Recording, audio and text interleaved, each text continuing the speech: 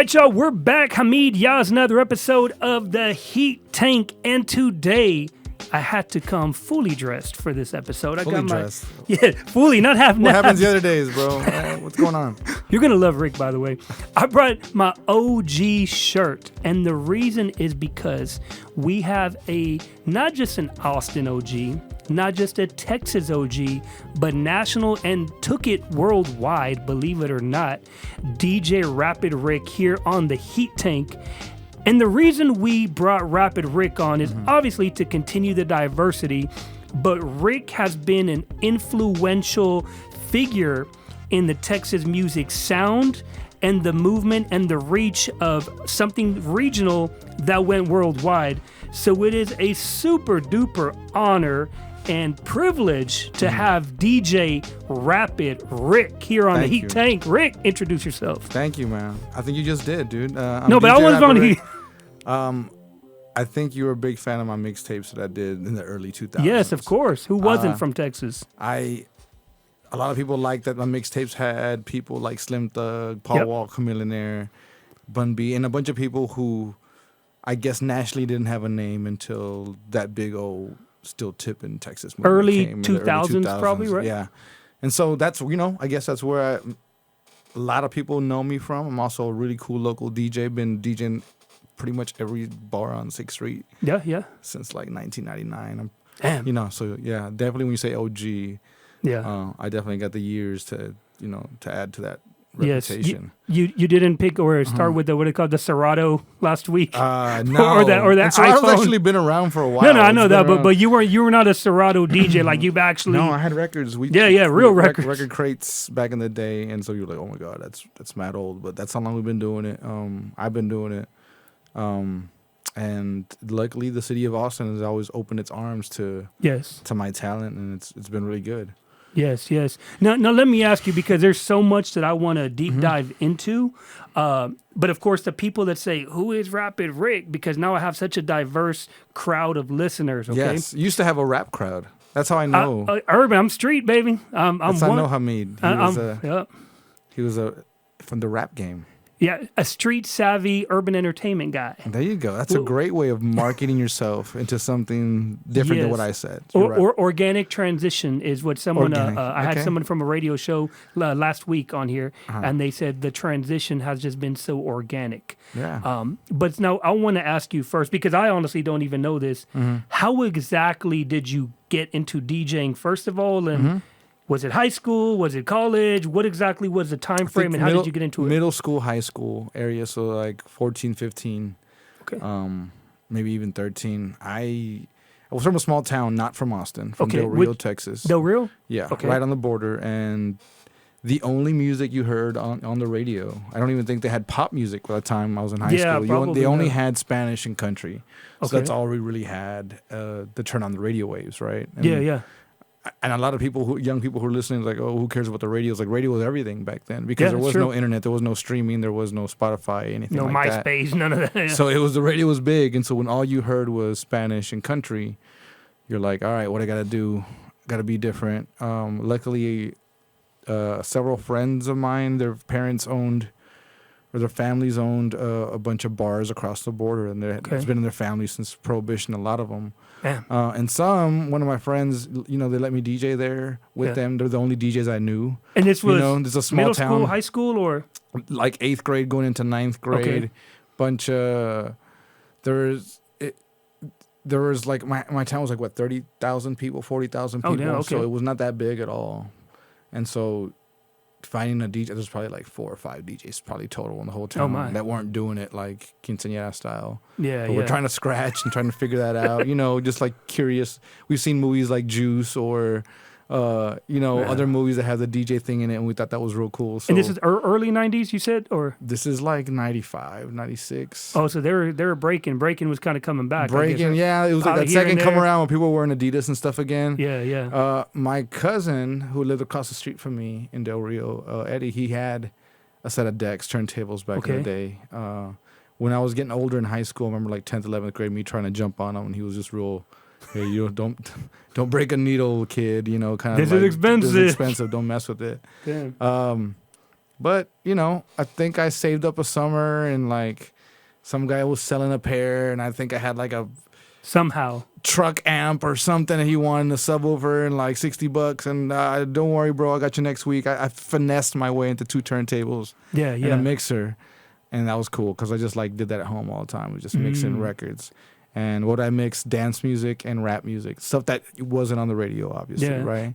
So I just practice.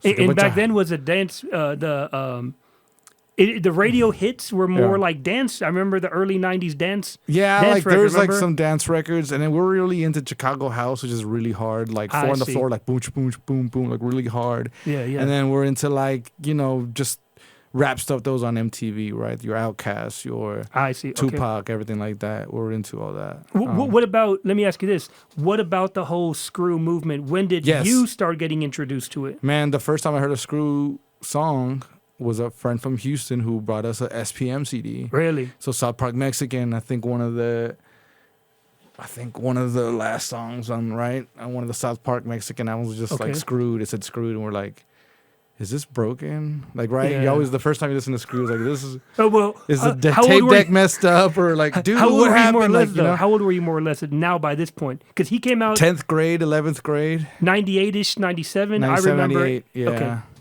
So whenever Streets on Beats, it was Streets on Beats, right? It was the Screwed version at the end of that album. Okay.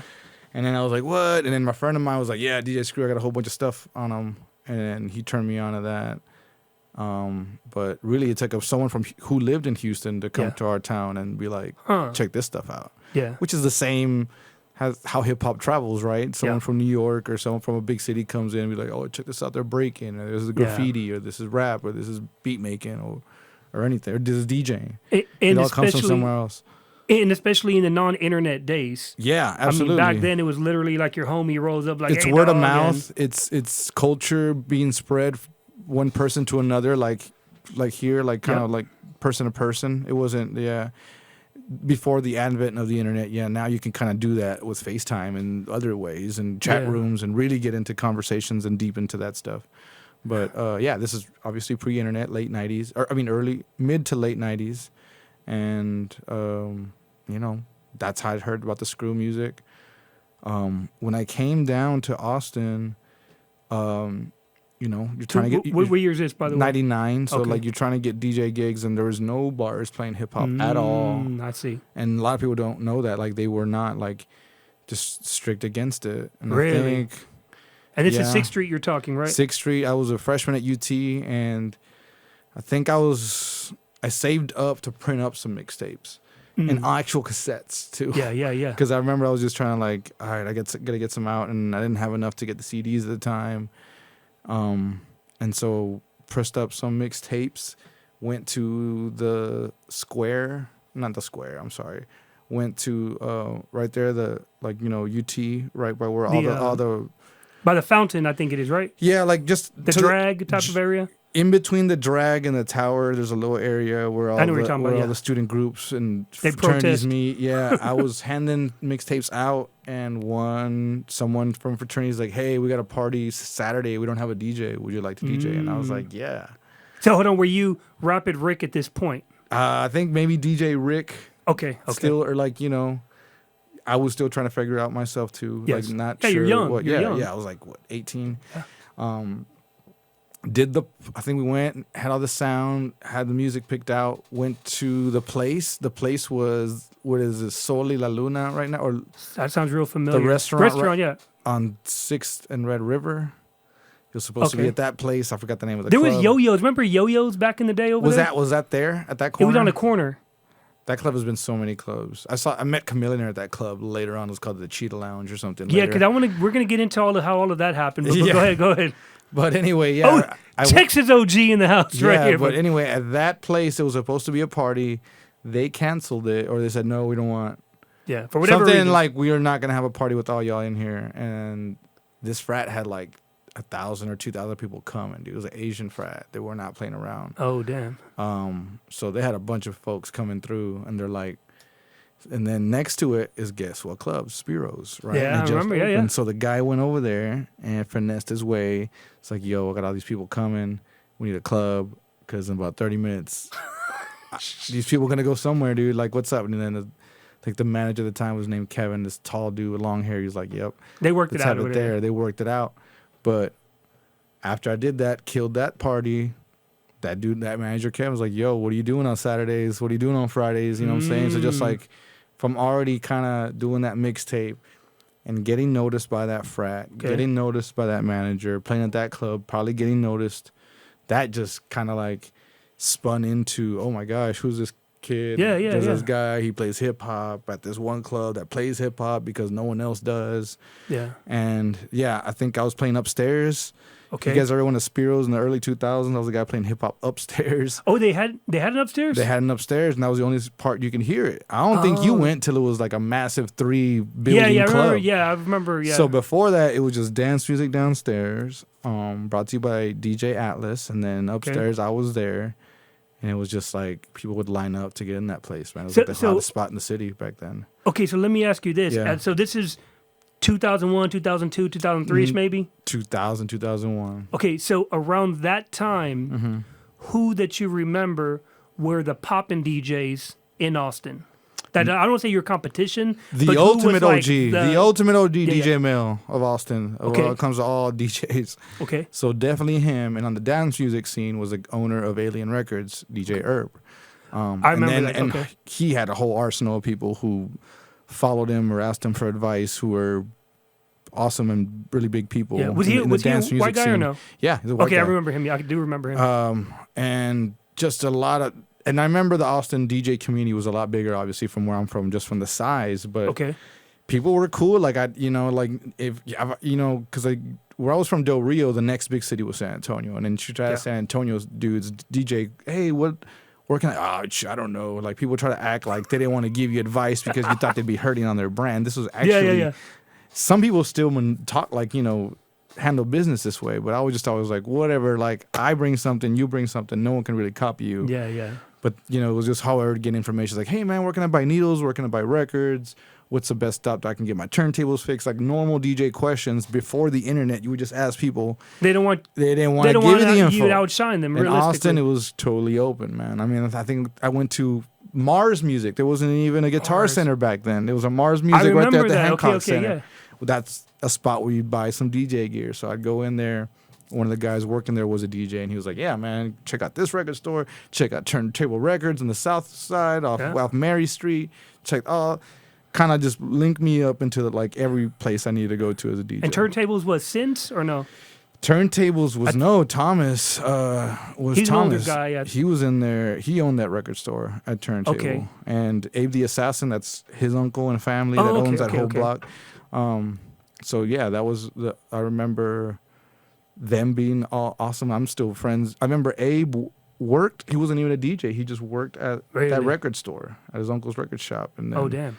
That's why he's such an amazing DJ. A lot of amazing DJs are people who've worked at record stores. Yeah, they actually know music. Yeah, they don't just say, I want to be a DJ, and then all of a sudden they're a DJ. No, they just know, that is actually the sample of this and tell you all these crazy things. Exactly. Oh my gosh. Scratch Bastard's a DJ friend of mine that knows all these crazy things. Yeah. Knows where every zero sample comes from.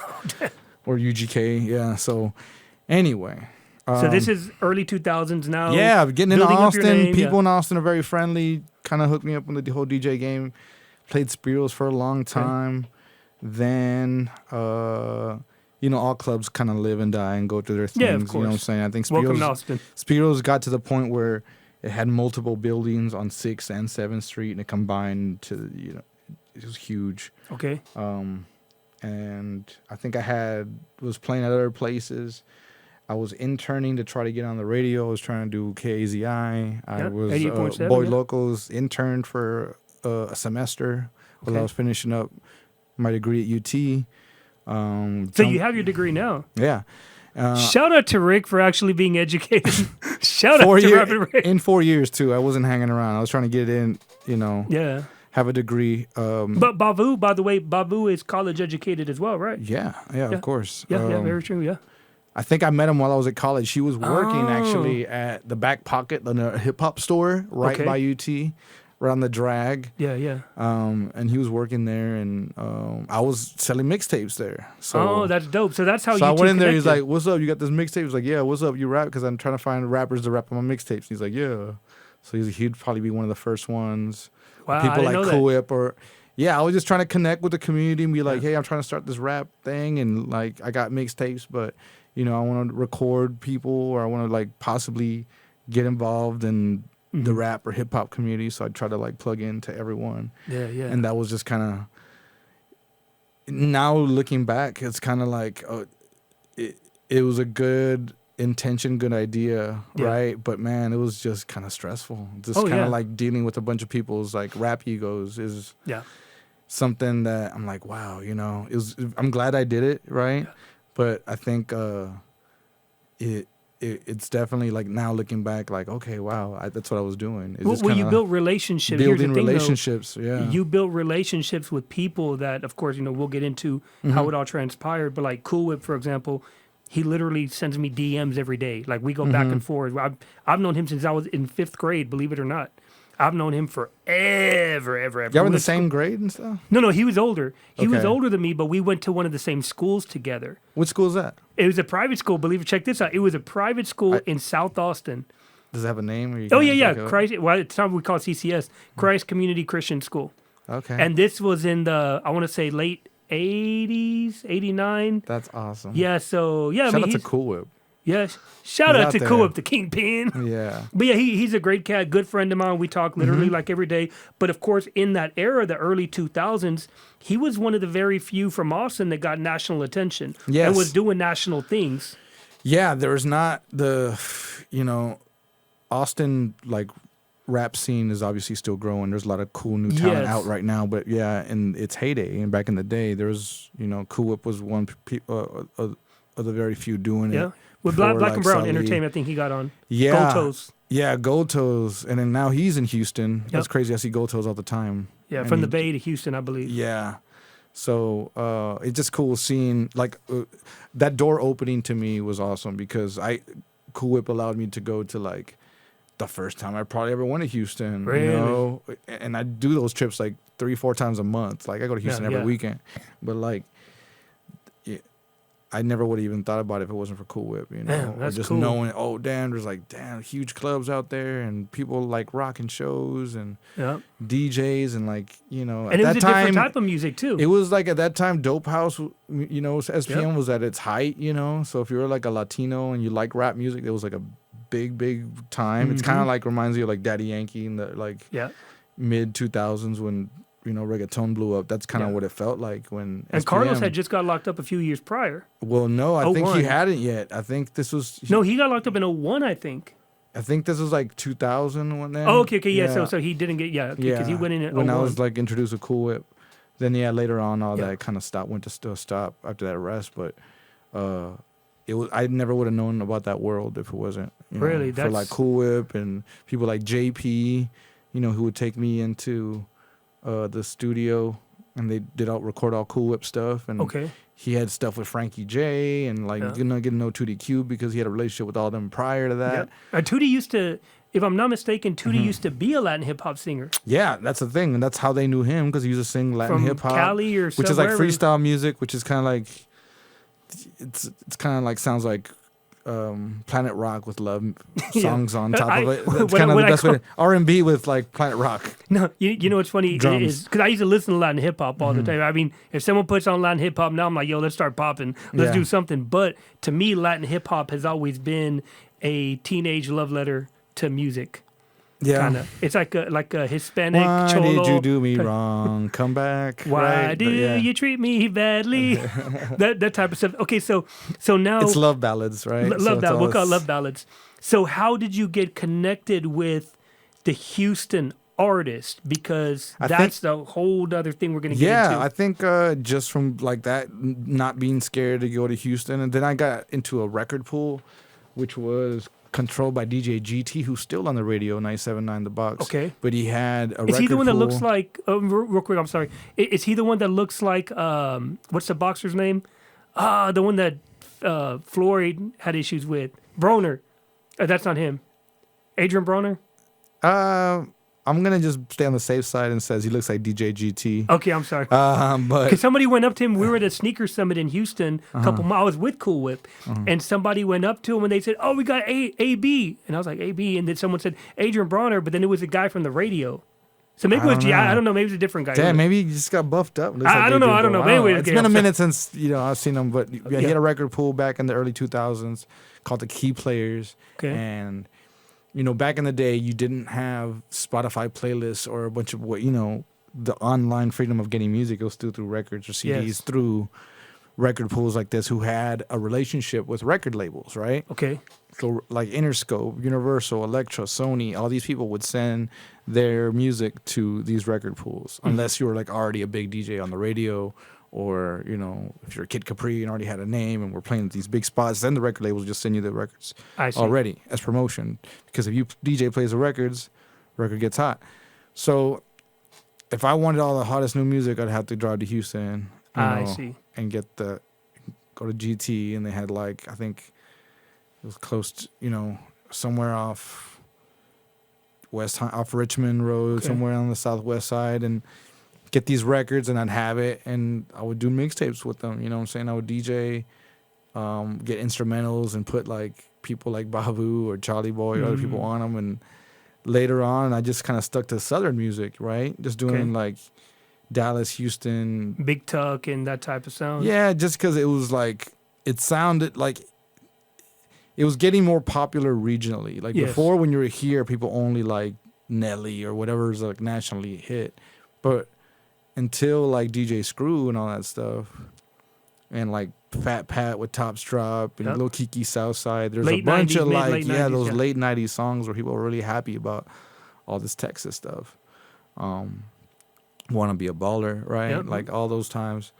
And so I kind of just stuck to doing music like that, or just seeing what the new Lil Troy hit was, or this new artist named Slim Thug, and and like putting some of those freestyles on these mixtapes, and it just kind of like blend it all together. Be like, damn, I heard a mix today, and it had like all this rap stuff, and it had like the Texas stuff mixed in. It was kind of cool. So that's kind of the way what I did. And this is before you could listen to music on your phone, so this is completely different. So, but you weren't really screwing anything down; you were just playing it as is. Yeah, I was mixtapes with scratches on top and intros, and like But Screw was doing his thing. You were doing the mixing, but not really screwing down. Yeah, and I think actually Screw died at the beginning of 2000. So I think at this time he had already passed. I remember it was like the year I was already here. He had already passed. So I was just kind of doing mixtapes, not screwing it down, but just kind of because that wasn't like fully popular yet. Like only people in Houston did it. Yep. And so later on, obviously the popularity grew, especially with Still Tippin', which came out later, right? Yeah. And because of that, as a result, my mixtapes got popular, and then I started teamed up with DJ LL, and we just did like a greatest hits of Zero, and no one had ever heard of Zero, and he's probably like definitely one of the artists right now that has the biggest like cult like following. You know what I'm saying? If you're like a Zero fan, it's because it talks about like kind of mental health in a way, and he's somewhat more of a little bit of on the darker side of me rap, I guess you could say. I think now he's doing some more gospel fun sounding stuff, but I remember back in the day he'd have the most beautiful songs about like shooting people with a machine gun. Oh yeah. So like, I mean, definitely animated. I will spray everyone, like just like. Well, Gorilla Mob came out. Gorilla Mob like Rise came out in 99. Okay, so that's when Trey the Truth. Was it Dougie D, right? Yeah. Dougie D, Zero, and who else? We're missing somebody. There's like two more, but Clip? No. Was Clip part of Gorilla Mob or no? I do not know. I don't remember. There's 4 or 5 of them, but that's when I was first introduced to Gorilla Mob. DJ LL would know. He was a big Gorilla Mob fan. And I was like, yo, these dudes are tight. And anyway, so that's how it was first the group obviously went in solos and such. So how did you get connected to the first Houston artist that either was popping or y'all got popping together? Yeah, there was actually. How did that happen? There was, made relationships. I was selling a bunch of mixtapes. Ran into DJ Sense on the east side. Yep. Shout out to Raymond. Shout out to Raymond. He had a store. And he had personal relationships with these guys. And he like, man, like this mixtape thing you're doing. Let's like connect, or let's just, And I think So he owned the shop. He owned the store at the shop, time, yeah. but I was like, damn, I want to meet these dudes because I bet you if I showed them a mixtape of what I'm doing, I bet you they'd really mess with it and they'd probably like do drops or maybe I can get a freestyle out of them or just something to make this mixtape thing pop off. And this is when they would hand deliver. And I'm just real quick, I'm going to tell you this because you're going to trip out. I don't know if you know this or not. This is back when they would hand deliver. So you remember Nonstop Music, right? Yes. Okay. Ask Cool Whip. Check this out. This is going to trip you out. Ask him when Trey the Truth came in wanting $10 a CD. Okay. Yeah. Literally came with a stack of CDs wanting $10 a CD to sell them at Nonstop Music on Menchaca because Whip used to work there, okay? On Menchaca. Yeah. He said, I'll give you 5. They get in. We'll just call it a little argument. We'll just leave it like that. Yeah. We'll call it a little argument. So him and Trey get into it. He kicks Trey out of the store because he didn't want to offer him 10, but Trey said he felt he was worth $10. Yeah. Okay. So just FYI, speaking of a negotiating tactic, you don't get what you deserve. You get what you negotiate. Yes. It's what I teach people all the time, even as a DJ. That was, and that was a crazy time back then because I remember Slim Thug would deliver by hand also. Boss Hog Outlaws a lot of as people, well. and a lot of time when you did deliver by hand, you'd get the artist to sign the poster for you, Yes. sign a couple posters to like your best customers, a couple CDs, because every store has that loyal customer that comes in and buys the newest, hottest stuff Yeah. twice a week, and so you definitely got to keep things for those people happy. Mm-hmm. So yeah, that hand deliver, come in and hand deliver all these people, and so since had a bunch of opportunities where these artists would come and I'd get to meet them. I see. One of them was In stores, I think they called them, right? Yeah, the in stores, and one of them was at that one club. Remember that denied on 6th and Red River? That's now solely La Luna restaurant. Okay. That Trey the Truth had a CD I think it release was party Yo-Yo's. there. I think it was Yo-Yo's. It wasn't called Yo-Yo's, No. but they had a CD release there, and I think Will Hustle and Doc Holliday put it together. I see. Set for Life. Chameleonaire was there. Yeah, Set for Life set it up, and he was so hot. I remember sweating, just super hot. Well, you know in the they do that club. on purpose, right? Turn off the AC. They turn off the AC so you buy drinks. Just FYI. Oh my god, dude, it was horrible hot, but I got to meet them. They were very receptive. I sold some mixtapes there. And what year is this, by the way? 2003, 2002. Okay.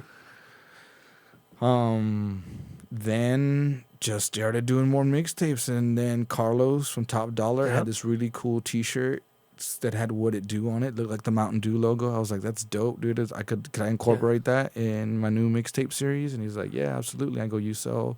And he was on Airport at the time, right? I want to sell. Yeah, he was on. No, I think he was at his house. On Okay, 'cause Tillery. he had the shop later on On Airport. Tillery, yeah. So this Okay. was before the shop, and so it since introduced me to him as well. And I was like, that's a great idea. Can I use that to sell mixtapes, and then you sell all the shirts? He's like, heck yeah.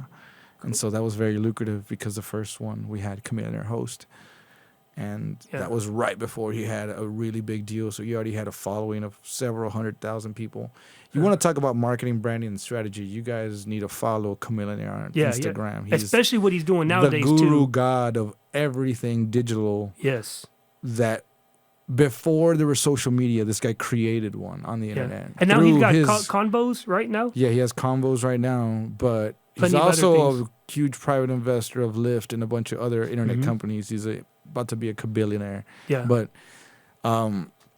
at the time, he had a huge following. So, having him host my mixtape was a great, was this during Color springboard Changing for my Click career. or right after? Right after. Okay, so him and Paul had already split apart. Yeah, and Chameleon and OG Ron C was kind of getting less and less in the picture. But yeah, he just kind of opened up to doing things with me. I think he had a European tour, and none of the other DJs had a passport. I was already kind of going on little tours. My boy Matt Zanzala had Rick's me like, DJing. vámonos, let's go.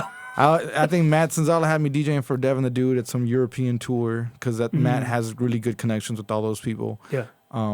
As far as bringing Texas regional or Southern artists to Europe. And he was running South by Hip Hop for a while, right? Yeah, he was running South by Hip Hop. So it's really just kind of like open.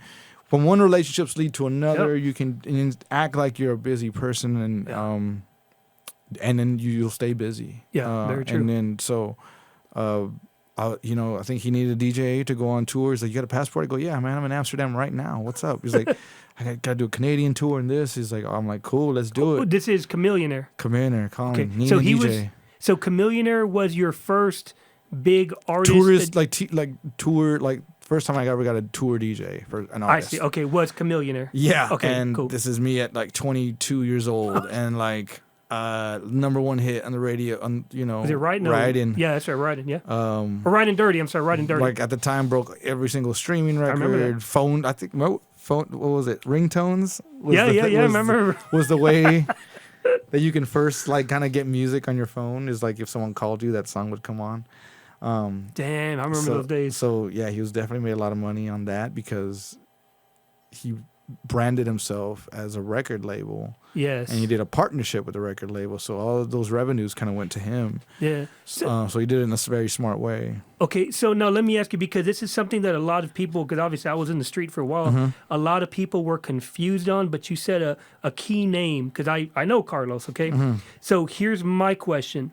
So Carlos was the one that started the whole what it do phrase, we'll call it, putting it on, to your knowledge, put it on T-shirts, so you basically kind of became like a brand ambassador of that. Yeah, correct? like, for the most part. I think what I always try to do is help facilitate like creative things, right? And so whether it be Carlos's really good design and logo or cool catchphrase, or whether it be it's Charlie Boy's singing ability, or whether it's like Babu's like lyrics or whatever, I try to be like, that's awesome. How can I team up with you to make this better? Yes. Or take it to another level, take it to another level. You know what I'm saying? See what you're saying. It's I want to be a team player. I want to like, what can we do? And was he top dollar clothing yet, or was it just what? Let me ask. I don't even think so. I think it might have just been Carlos. And so I think it might have just been what it do shirts, and that's it. Like literally, no, that's I think he had like other shirt ideas. Like I remember him and his brother. It might have had top dollar already. I think all that stuff was in its infancy. But I could maybe he had it for a couple years. I could be mistaken. You know what I'm saying? But I think all of us were trying to just make stuff pop off. Everybody was trying, and then Jay came in with Top Dollar Entertainment. Yeah, and then he was already an artist, because when I was going to Sense Store, that dude had his posters up and selling CDs. Jay Capone was already kind of like, and there's a couple other artists who in Austin were locally trying to get things going. You know what I'm saying?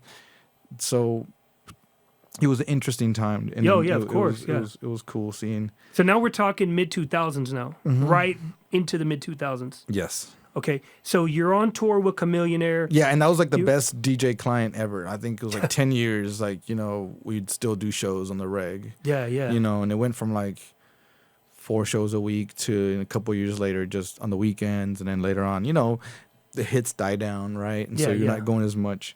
But he still have other albums and, other commitments. So, I was the first that he'd call to do a bunch of those shows. And it was great, because I could go do a show with him Saturday and be in Austin Friday and play a bar and be like, that's Commander's DJ. Like, that's still to this day, just like, I'm not saying I'm branding like that, but being able to have him as a reference, be like, oh yeah, I was his DJ for 10 years and the guy he trusted to run his show. Yes. It's just a great, like, it looks great on so many like fronts. And for those of y'all real quick that you're watching that don't know, obviously, if you haven't Googled yet, just go to Google. And remember back in the day, everyone said, Google me. Just go Google Rapid RIC, R-I-C. R-I-C. Rapid RIC, R-I-C. And you will see all kinds of things from the videos. And we're going to get into the whole what it do click here in a sec. Yeah. So you're on tour with Chameleonaire. You're still kind of, or pretty much doing your thing locally. Yes. You're tied in with Carlos of, whether it was or wasn't Top Dollar officially at the time. Yeah. Tied in with Carlos. Yeah. You're pretty much a brand ambassador of a T-shirt, which became a very international phrase. What it phrase do became. And I think the phrase was already kind of there, and I think Paul Wall was pushing it already. Yeah, but just not like branded, seeing the shirt and like I'm yes. telling you, I took that shirt to Puerto Rico for a DJ conference, and Young Jeezy and T.I. were like, I need one. That is awesome. Yes, like, but it wasn't branded how you guys idea. did it. What do you mean? It wasn't branded how you and Carlos, whatever little plan y'all worked out, it worked. That's what I'm saying is the whole what it do was branded. And when this is just keep in mind. When it was eye-catching. Yes, when I would think of what it do, you were the first one that would come to mind. Because for a lot of people, what a lot of people don't know, Carlos is a very what we call reclusive type of person. He doesn't Most like creative people are. Yes, most artists are. He doesn't. Carlos doesn't like to be out there in the public. Carlos is very laid back, chill, and I've known him for a long time. And this is what I've seen. He's more like just get his paper, get his bread, stay home, do whatever he has to do. That's cool. But I personally didn't see him out in the streets. Now that's why I'm saying when you took the whole what it do, whatever you guys had worked out, you took it international. Yeah, and it was like a movement, pretty much, right? Yeah, it was, and I think that's what kind of like came to its demise is because we didn't have things like, all right, how big it it was just like, I'm gonna do mixtapes, you sell the shirts, and then like it's not really big, and people are like, all right, well, who's going on the website, and like, you know, like what's the next level of this? We're like, oh shit, we didn't even know. It went viral before viral was viral. Yeah, we're like, we just want to make some. Now there's people, and then he had artists that he wanted on the mixtape, and I go, well, I don't know, that's not really creative control, man. The reason these mixtapes are hot is because I picked it, and so we'd have all these like arguments, and it was just kind of like, you're like, wow, this is a lot. But the cool thing that came out of it was, we had like a bunch of artists from Texas that, you know, I liked hearing, and other people liked hearing that weren't fully big artists yet. And would that be the What It Do click that you put together? And the thing is, Charlie Boy already did have a huge name because he was with Freestyle Kings, and DJ Bull and Rhino, and and who all were the members? For those that don't know, who were the members of the What It Do click? Charlie Boy, Magno, the Rhino, Babu Blakes. Okay. Was Gerald G? Gerald G came later, and Black Mike came later. Okay. And the thing is, when we had the first four, there were, you know, because Magno, I think, was a member of the Swisher House, and after Still Tippin', you know, he kind of did his own thing. But I think he was affiliated a lot with Desert Storm and DJ Clue out of New York. He was doing a lot of mixtapes with them. And so he already had like an international brand as well. Yeah. Charlie Boy was huge regionally. Okay. Like, you know, everyone in every town from here to Houston and Dallas knew of Charlie Boy. Like, yeah. And that's something that we, or me, like, didn't have. I didn't have a regional presence, but I did in Houston, in Austin, wherever this kind of music is hot, Miami, Alabama, like wherever they bought these mixtapes physically, I had a name there. Okay. And so who put them together? Was it, because they weren't the What It Do label, they were just on their own thing. They were like rappers that were in Austin all the time, man. Okay. So that's kind of like, they're in Austin, so I would DJ at a club, and it'd be a hip hop club, and be like, all right, man, just come, let's go back record real quick on some DJ Khaled, but out of Austin stuff. Like, yeah, let's go back to my house and record, and we just make some magic and stuff like that. Obviously, if I lived in Miami and have yachts and stuff, it'd be a little bit, you know, bigger. Or, you know, if I had a bigger name, we could do this in Austin every South by and get Pharrell and all these people on it. Yeah. But I was trying to do that with just regional people, and so those are the guys who I pulled. Right? Okay. And so nobody was really, and this is me just curious. So nobody was contractually obligated to be. No, it was all mixtapes. It was just a bunch of homies together, really. It was just fun. Okay. It was just fun. It was just mixtapes and fun. There was an understanding, though, that if they needed a spot to record a feature for another artist, if they wanted a spot to record something for them, I would open my doors and record it. Your home, correct? Yeah, my home or apartment, or I think wherever you were at the time. My friend had a big house on Woodland, so I think the whole bottom floor I had. And then later on, I ended up renting from Carlos's brother. Okay. On like I remember 16th and Chestnut. For a while. Yeah, you were in 4-4 for a while. That was later. I bought a house, but like I think I was in 02 for a long time. Okay. 16th and Chestnut, not too far from here. Nook, I think, was around that area, right? Yeah, a lot of people. That's how I met a lot of my East Austin friends. Yeah, they're all right down the road. Yeah. And damn, what the hell was I talking about? What to Do click, right? Yeah. So this is what year did the What It Do click officially, quote unquote, form? It was like, I don't know. What It Do 1. Charlie Boy was already been rapping on my mixtape since when I was doing the Austin Powers mixtapes. Austin Powers had a bunch of Austin artists on it. He was already doing stuff with me already. And I think me DJing on the radio has held a lot of like influence too. You know, obviously I DJ, I have a mix show on the radio. If these guys have a song, I'm going to have some power, right? I'm going to have, you know, if the program director gives me some kind of creative control to play a record or ask about a record, that's the relationship that they're trying to have with me. Yeah. And what stations did you play Hot on? 93.3. 102 or no? What? Was it 102.3 also or no? No. Just Hot 93. Yeah, and I think it was the beat, but the beat wasn't 102.3 yet. 105.9, I No. think, because they changed. Beat 104.3. You're It was absolutely right. Yeah, 104.3. 104.3, you're That's right. how long ago it's been.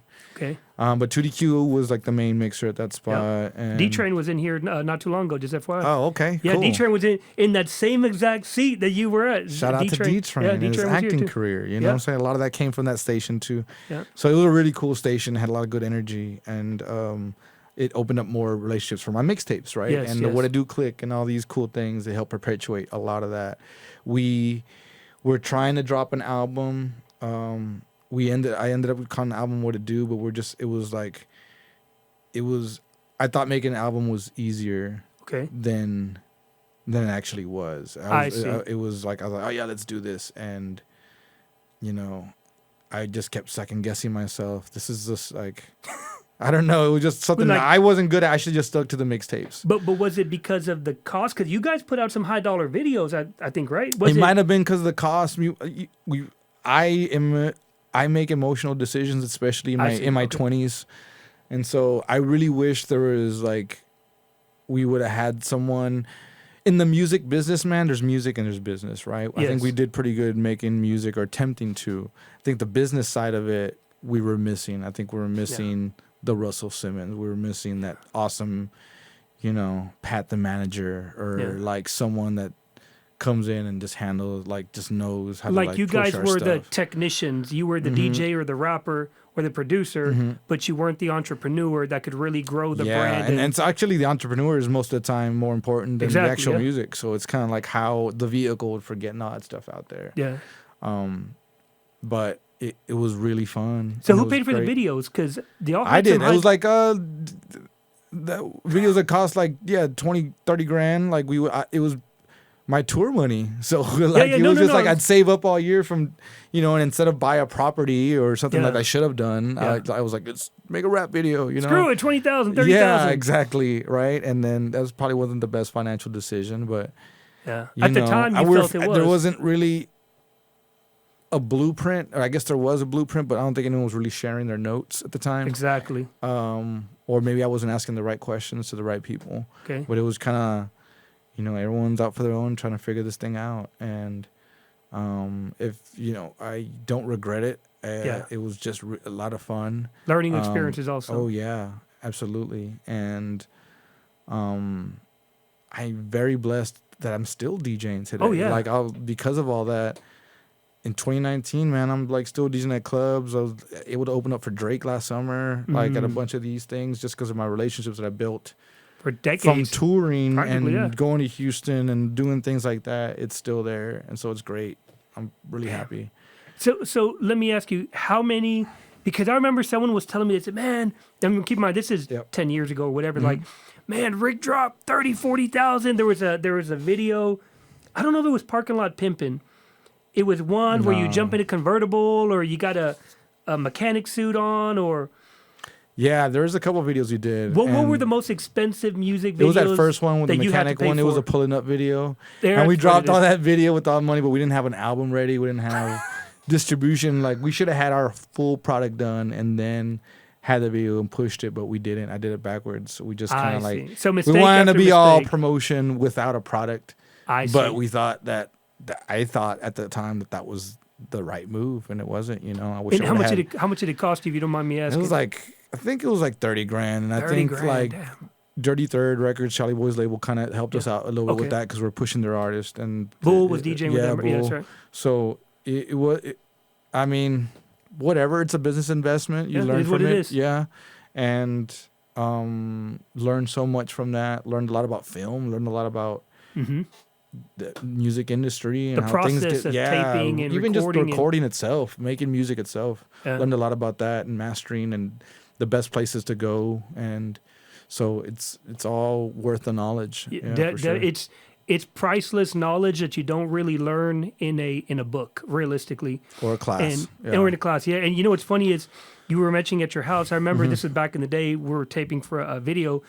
I was at your house. Do you remember you were in Dove at the time? Yeah.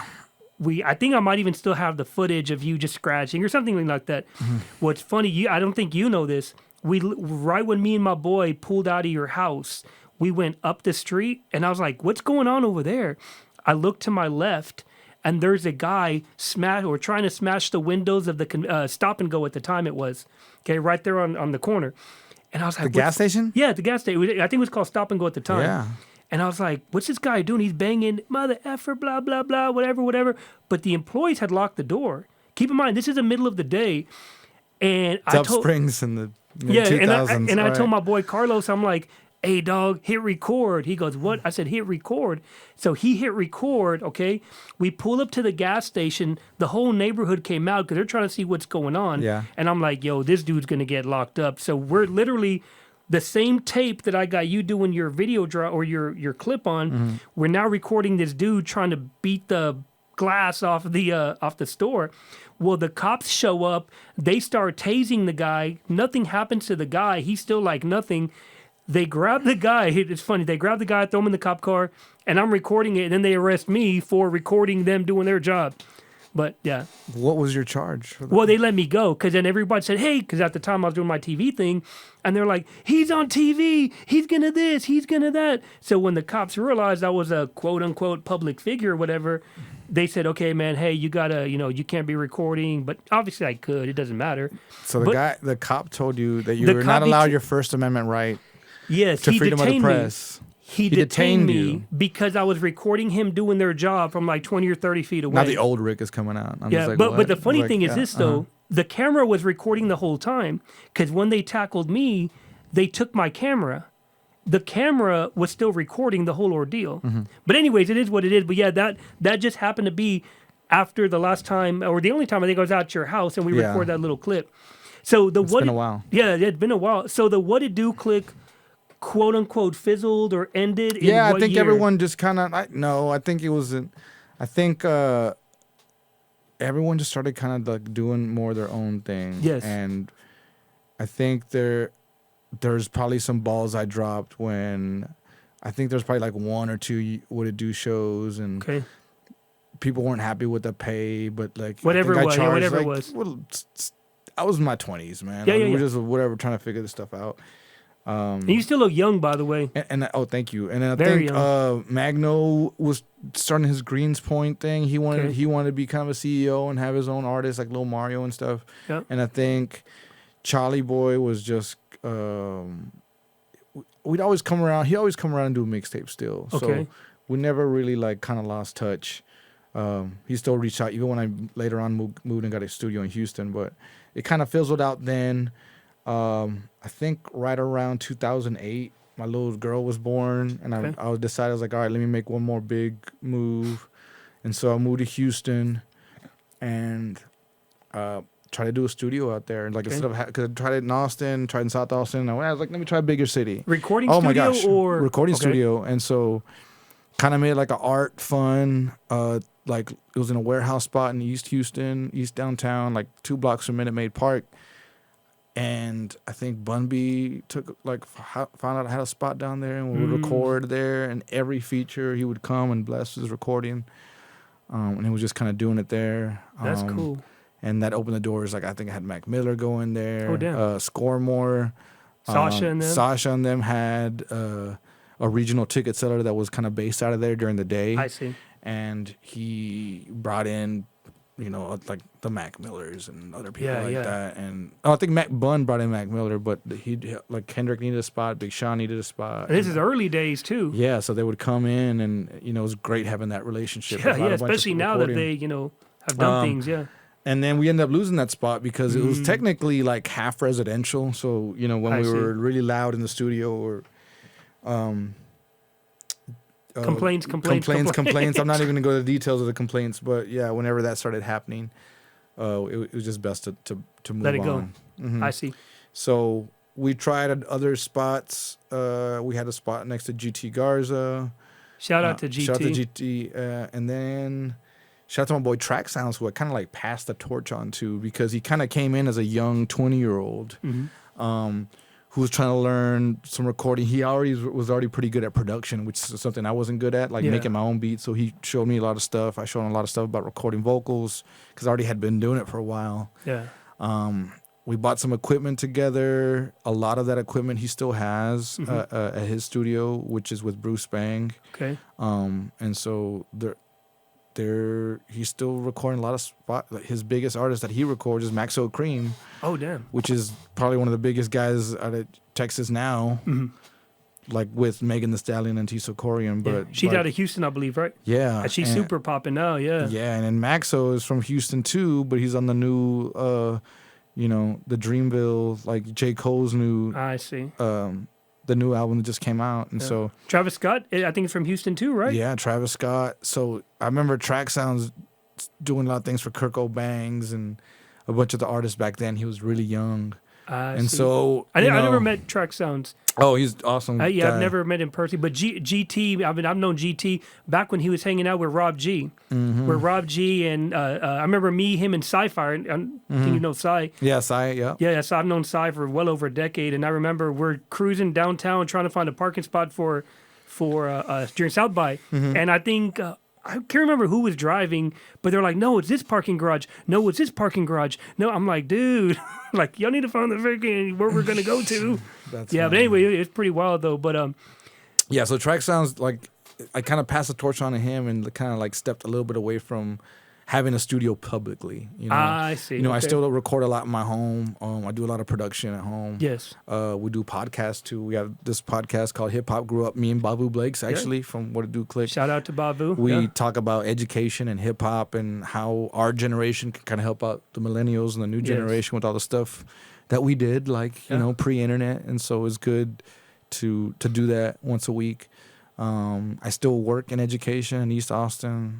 Currently work with this company called Breakthrough. It's a nonprofit that helps kids after school in the summer program. They ensure that kids get into college. You know what I'm saying? Like a lot of we make sure not even get in. I'm sorry. They make sure they graduate college. I see what you're saying. So from middle school until they finish with a bachelor's degree at least, we ensure that they're kind of involved. So y'all are kind of like a guide that.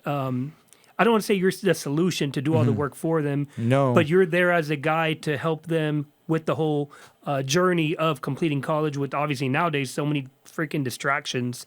Yeah, what's also it's aimed at students who are first generation college goers. Like they have no one in their family who's ever gone. Okay. They'll be the first. And so we just try to ensure that we're making change in the community like that. So it's great. Yeah. That's really cool. Great, and you're still actively DJing now as well. Absolutely, yeah. Private events all the time. We just did a Facebook Christmas party. That was awesome. Oh, damn. So our clients range big to small.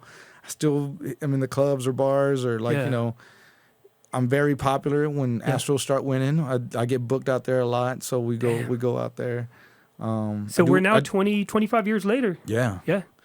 And I'm still at Spiro's, dude, or what Barbarella now. Is that what they call it? Once a month, yeah.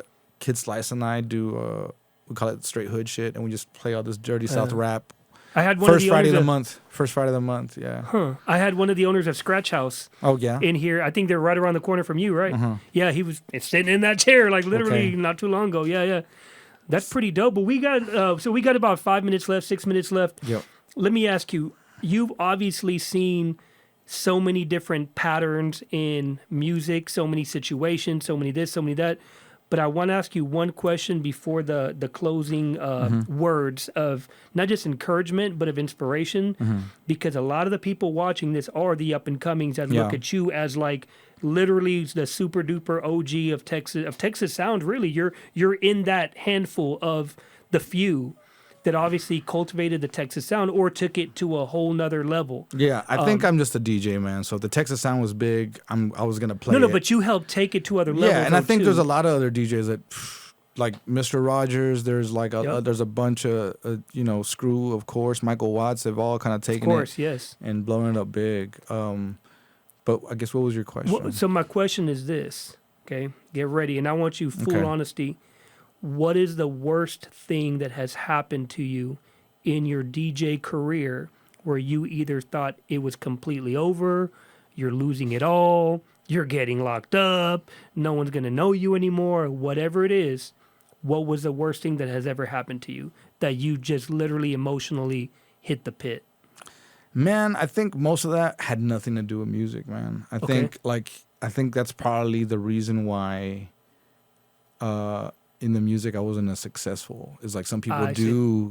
give up everything and try to invest. Like I was just like, this shit's for fun. Like this is like, we threw 20-30 grand in it for a video. We went to Houston and built all this stuff out, and you know, we try to get the best mastering. I tried to just do the best what we could. Yeah, yeah. You know, so I think the scariest thing is like kind of thinking back, like, man, if we would have just had our business right, you know, if we would have like gone back and had our paperwork right, or had a goal, be like, we need to be using this revenue for this, or we should bought some property, or like, I wish we could have just perpetuated it in a while. I think you're making the money, but just making the wrong decisions with the money. Yeah, I'm pretty sure we should have bought real estate, like bought a studio instead of just rented for a long time. Yeah, yeah. That's one of the things I wish I probably would have changed. Okay. So I guess not necessarily, I'm not really avoiding your question. Like I didn't have anything that was. But that was an ongoing. Worst. But that was an ongoing thing that you don't realize until now, years later. Like, if we would have done this, if we would have done this, if we would have done this.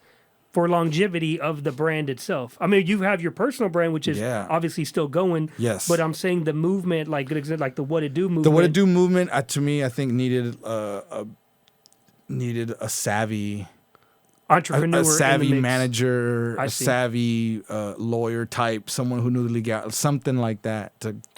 You know. I think you know. It's funny you say that. So obviously Salih, Tomar, all those guys, shout out to Carnival Beats. I've known them for years. And I think because the oldest brother, I used to help promote his daughter years ago, did all her initial music videos and such. But it's funny because one of the things that he was saying was, this is back when Carnival Beats was obviously dealing with hundreds of thousands of dollars into the millions of dollars for production. They didn't know what the hell they were doing. And I was told that directly by the oldest brother, Kareem. He said, man, we got this homeboy attorney and we lost this $30 million deal and blah, blah, blah. And he's yelling and screaming with Jay-Z on the phone. And it was just really interesting to hear that, to where the public sees one thing, but behind the scenes, because you have bad representation, not knowing the industry, you're losing either hundreds of thousands or millions of dollars of revenue because it's just like your homie or your brother, whoever it is, trying to represent you. And that's necessarily not all bad, is having a friend or a buddy or a brother help out, you know, but because sometimes those people are invested more than just a regular lawyer and stuff too. And they care for you more. They have to be capable of competent and make sure that when a good deal does come around, that they're not fumbling it or dropping the ball at the end. I think a lot of us that are working with me, we just didn't even know like what level to take it to. And then once I finally got down and got the record labels in front of me and talking, all right, what's up with this album? They're like, well, you're not a rapper, so you don't rap and sing, so putting you on tour is going to suck. And you have no artist signed to you, so how is that going to help us out? And then now what we're going to do, like try to blow you up and them? It's better for us just to get a different artist. Like just kind of thinking about what businesses think about, thinking about what record labels and brands and the DJs think about how they're thinking. I was like, oh, it opened my eyes to a lot. Yeah, but now if you stop and think about it, DJ Khaled, you got what's the other, Marshmallow Music or Marshmallow, whatever his name is. You've got Steve, how do you say, Aoki? So if you have a great branding marketing strategy, that's kind of where it's at. You have to leverage. Be like a character. Like you have to be more than that. You have Marshmallow he's a producer that makes amazing music and remixes, right? And he has this, you know, the marshmallow head and the like lights, and the DJ Khaled has, you know, an ability to seek out the production and really do finish albums and get people collaborating on a national level all the time. So his talent of that and shouting his name out and this excellent hype man. Yeah, dude. Like, and who did he take that from? Mike Jones. Who? Mike Jones. DJ Khaled. Same thing. You know. So a lot of the and then Steve Aoki throwing pies into people's faces and making insane EDM music and remixes. Everyone has to have a lane, and it's kind of more onto this production style tip or doing something way more creative. Yes. So that's what I'm still on the search for, is how to I be more creative and do other crazier things. True. Yeah. So to close it out, what is your final thought? You're handing something down to the next generation of DJs Yes. that are watching this, or people getting into the music business that might not know where they really fit in, because you've really seen every aspect. Yeah, realistically. I think for DJs or just artists or people creative is surround yourself with other positive creative people. I see. And that stuff will rub off. Okay. And then, you know, you'll become a better person for it. Okay. Hang around with people who are doing things and being successful at it, or ask them questions. Yeah. And, you know, not on some like, I'm going to steal your stuff kind of way, but just being like, that's pretty cool. Is what I'm doing helping this industry? Am I helping myself? Like, you know, I see what are you're you a saying. valid player in whatever you're doing? Or are you just like, it's not working out for you? All these questions kind of, I see. it helps when you're with other experts, you know. I see. And you find your niche, you know? Yeah. So that's it. And surround yourself with competent people that can. Yeah, well, just like surround yourself with successful people I see. who are good at what they're doing. I see. Okay. Yeah, that's it. Awesome. Well, there you go. You heard it here first. Or maybe heard some things that you never knew about Rapid Rick and certain time frames of the Texas music scene. Obviously, you see all of Rick's information below. Make sure you follow Rick, check him out, Google him, whatever you got to do. And Rick, I highly appreciate you coming through to the Heat Tank and you, man. sharing your story, because there's a lot of things that I didn't even know. Hey, no problem. So I really appreciate your time. Thank you, Rapid man. Rick. Peace.